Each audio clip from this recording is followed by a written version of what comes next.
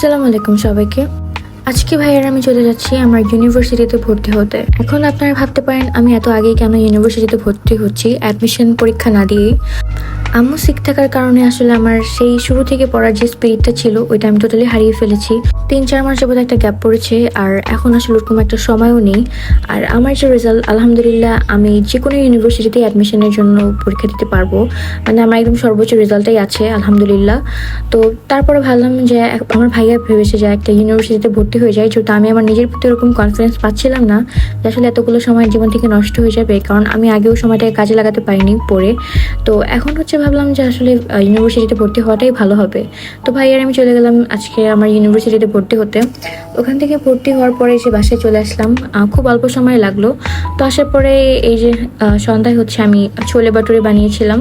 ছোলে বাটুরে বানানোর যে রেসিপিটা, মানে ওটার যে একটা মশলাটা, স্পেশাল মশলা, ওইটা বানানোর জন্য আমার বাসায় একদম সব কিছু ছিল। তো মশলাটা আমি বাসায় বানিয়ে নিই।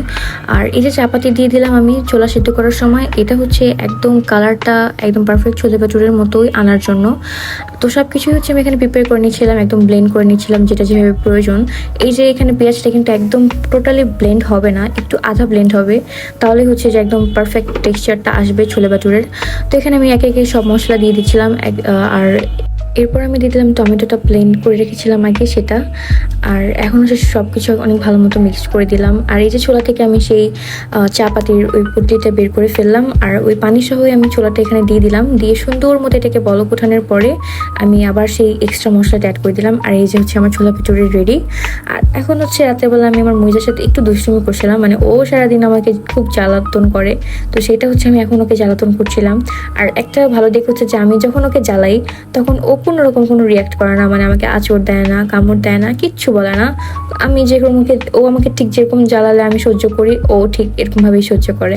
তো এই বিষয়টা খুবই, মানে আমার কাছে খুবই কিউট লাগে যে আসলে সবকিছু সহ্য করে নেয়। ও কিন্তু খুবই রাগী একটা বিড়াল, তবে সেটা সবার সাথে না।